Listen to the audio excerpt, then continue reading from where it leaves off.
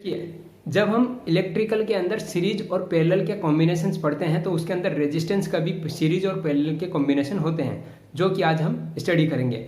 हमारा सवाल जो है ये है कि सभी जगह पे आपको ये पढ़ाया जाएगा कि सीरीज के अंदर रेजिस्टेंस को कनेक्ट करते हैं तो रेजिस्टेंस जो है उस एल्जेब्रिक जुड़ जाते हैं, और अगर पैरेलल के अंदर होते हैं तो इस तरीके का कॉम्बिनेशन बनता है। वहाँ पे करंट इस तरीके से बिहेव करता है, वोल्टेज इस तरीके से बिहेव करता है, लेकिन आपको ये कभी नहीं बताया जाता कि पावर का बिहेवियर कैसे होता है।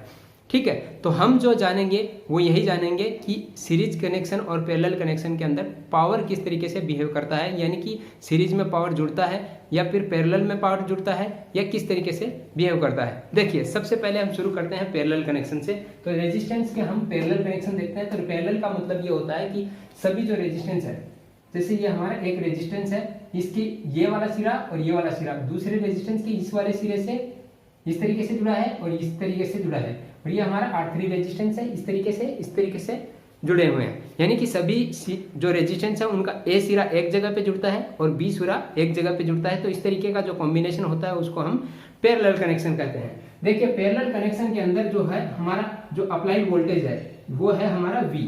तो ये जो वोल्टेज ड्रॉप होगा वो सभी रेजिस्टेंस के ऊपर इक्वली ड्रॉप होगा, यानी कि equal voltage drop on all resistance. ठीक है, जो करंट होता है वो करंट जो हमारा ये इक्विवेलेंट करंट है I, और ये सभी सर्किट के अंदर अलग अलग उसके रेजिस्टेंस वैल्यू के बिहेवियर के अनुसार जुड़ता है। तो हमारा जो है ये इस तरीके से करंट बिहेव करता है। हमारा जो इक्विवेलेंट रेजिस्टेंस होता है पैरेलल के अंदर वो हमारा किस तरीके से होता है, 1/R equal to 1/R1 plus 1/R2 plus 1/R3। इस तरीके से हम इसका इक्विवेलेंट रेजिस्टेंस निकालते हैं। अब ये सवाल आता है कि पावर किस तरीके से बिहेव करता है। देखिए, हमारा जो पावर होगा तीनों रेजिस्टेंस के ऊपर अलग अलग पावर कंजप्शन होगा। तो यहाँ पे जो पावर कंजप्शन होगा वो इस हिसाब से P1, P2, P3, यानी कि इसके अंदर P1 पावर कंजप्शन हो रहा है, इसके अंदर P2 पावर कंजप्शन हो रहा है, इसके अंदर P3 पावर कंजप्शन हो रहा है। तो तीनों का पावर जो है वो टोटल में जुड़ेगा। और किस तरीके से कैलकुलेट करेंगे, VI1, VI2 और VI3। ठीक है, ये I किस तरीके से कैलकुलेट होगा, यहाँ पे I देखो, I1 इस तरीके से कैलकुलेट होगा V/R1। ठीक है, I2 इस तरीके से कैलकुलेट होगा V/R2। ठीक है, और I3 इस तरीके से कैलकुलेट होगा V/R3। तो इस तरीके से हम जो है तीनों का पावर देखते हैं और यह समझ जाते हैं कि पैरेलल के अंदर जो है पावर जो है आपस में जुड़ते हैं, यानी कि हमारे जो पैरेलल में जितने भी सर्किट बने हुए हैं उन सभी का जो पावर होगा वो आपस में सीरीज में जुड़ेगा, यानी कि पैरेलल कनेक्शन करने के अंदर जुड़ता है। अभी हम देखते हैं सीरीज के अंदर पावर का बिहेवियर किस तरीके से होता है। देखिए, अभी हम सीरीज में कनेक्शन देखते हैं रेजिस्टेंस के।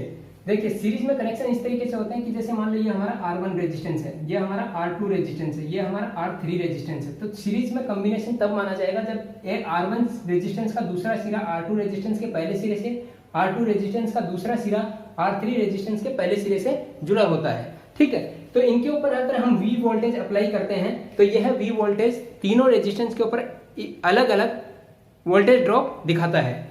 मान लो कि R1 के ऊपर V1 वोल्टेज ड्रॉप होता है, R2 के ऊपर V2 वोल्टेज ड्रॉप होता है, R3 के ऊपर V3 वोल्टेज ड्रॉप होता है। इसका कैलकुलेशन हम इस तरीके से निकाल सकते हैं कि V1 का वैल्यू कितना आएगा, V2 का वैल्यू इतना आएगा और V3 का वैल्यू इतना आएगा। ठीक है, उसके बाद में देखते हैं इसके अंदर जो करंट फ्लो होती है वो इक्वली करंट तीनों, क्योंकि ये सीरीज में है इसलिए इनके अंदर जो करंट फ्लो होगा वो इक्वली करंट फ्लो होगा, यानी कि R1 के अंदर जितना करंट होगा उतना ही R2 में होगा और उतना ही R3 में करंट फ्लो होगा। ठीक है, अभी हम देखते हैं कि इसका रेजिस्टेंस किस तरीके से निकाल देंगे। देखो, यहाँ पे जो टोटल वोल्टेज ड्रॉप हो रहा है वो टोटल वोल्टेज ड्रॉप तीन जगह पे हो रहा है, यानी कि V1, V2, V3 इनका सीरीज है। तो हम यहाँ पे अलग अलग वोल्टेज जो ड्रॉप होगा वो इक्वली होगा हमारे V वोल्टेज के। तो V voltage equal to V1 plus V2 plus V3। ठीक है, तो इसका हम कैलकुलेशन करेंगे IR, यानी कि V हमारा जो टोटल रेजिस्टेंस इक्विवेलेंट रेजिस्टेंस है उसका और इसके करंट के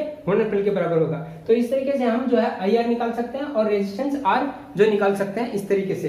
ठीक है, तो हमारा R निकल के आता है R1 plus R2 plus R3, यानी कि हमारा जो इक्विवेलेंट रेजिस्टेंस होगा वो तीनों रेजिस्टेंस के सम के बराबर होगा। ठीक है, अब देखते हैं पावर। तो यहाँ पे पावर देखिए इस तरीके से निकालेंगे कि तीनों रेजिस्टेंस के अंदर कितना पावर हो रहा है। तो यहाँ पे पावर, यहाँ पे पावर और यहाँ पे पावर, तीनों पावर जुड़ जाएगा। और इसको पावर को कैलकुलेट कैसे करेंगे, V1I plus V2I plus V3I, इस तरीके से। और ये वाला फॉर्मूला भी लगा सकते हैं, I square R1 I square R2 और प्लस I स्क्वायर R3, इस तरीके से भी हम पावर कैलकुलेट कर सकते हैं। अभी आपने देखा कि सीरीज और पैरेलल दोनों ही कॉम्बिनेशन के अंदर हमारा जो पावर होता है वो तीनों में है जोड़ता है, यानी कि हमारा रेजिस्टेंस के ऊपर जितना पावर कंजप्शन हो रहा है P1, इसके ऊपर रेजिस्टेंस जो होता है P2, और इसके ऊपर जो रेजिस्टेंस में पावर कंजप्शन हो रहा है P3, ठीक है। ये दोनों चाहे सीरीज हो, सीरीज में भी P equal to P1 plus P2 plus P3 होगा, और पैरेलल में भी P equal to P1 plus P2 plus P3 होगा, ठीक है। तो इस तरीके से हम देखते हैं कि सीरीज और पैरेलल दोनों के अंदर पावर जो है वो उनका सम होता है, जितना रेजिस्टेंस के अंदर पावर कंजप्शन होता है।